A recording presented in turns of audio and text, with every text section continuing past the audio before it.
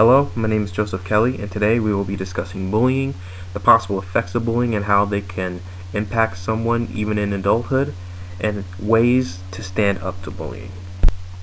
When trying to define bullying, there are several aspects that need to be taken into consideration. One of those aspects is that regardless of what definition you look at for bullying, they all have three similar descriptions of bullying. The first is that bullying is unwanted and aggressive behavior.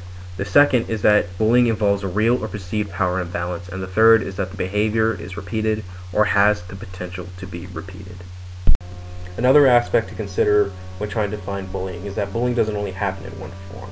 There are several different forms of bullying, in which the four most common are physical, verbal, social, which involves the bully attacking other individuals through their reputations by spreading rumors or trying to shut them out of their social circles, and cyberbullying, which involves bullies attacking other individuals through the use of technology such as the internet. In order to gain a better understanding of bullying, we have to also recognize the effects bullying can have on individuals.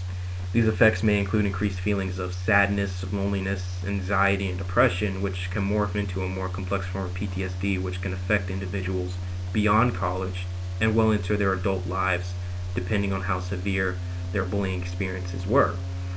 Other effects include difficulty trusting people, as well as losing an interest in activities they normally enjoyed, which could also persist into adulthood. Now this leads us into our next question, which is why don't more students speak up about bullying? And there are several reasons as to why, but the most common of which are that students don't say anything because they don't see the adults helping, which is because most of the students don't say anything, and then we have this circle of non-proactive activity happening, which doesn't help either party. Other reasons include students may be scared of retaliation from bullies if they say anything, they may be afraid of gaining a rep as a snitch or a rat, and the student just may enjoy the power they have over others with information. Now, in trying to stand up to bullying, we have to understand ways of how to identify bullying.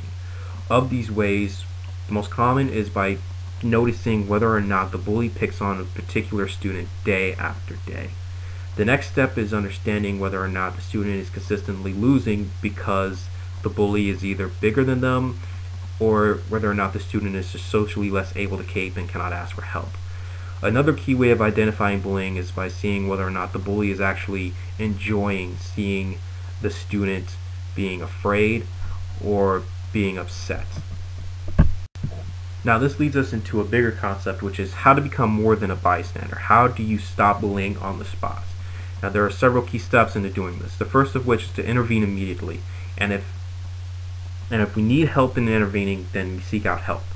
The next step is to be sure to remain calm when trying to separate the individuals involved, and by trying to offer any emotional or mental support that is needed right there on the spot until someone can come and help that individual. Now this brings us to the conclusion of the PSA, which is that there are several resources that are available. Bullying prevention organizations, hotlines that offer emotional and mental support, and of course counseling services that are available at schools. With all this information and power, we have the ability to be more than bystanders. We have the ability to take action and prevent bullying on the spot. We just have to decide whether or not we want to be more than bystanders. Thank you.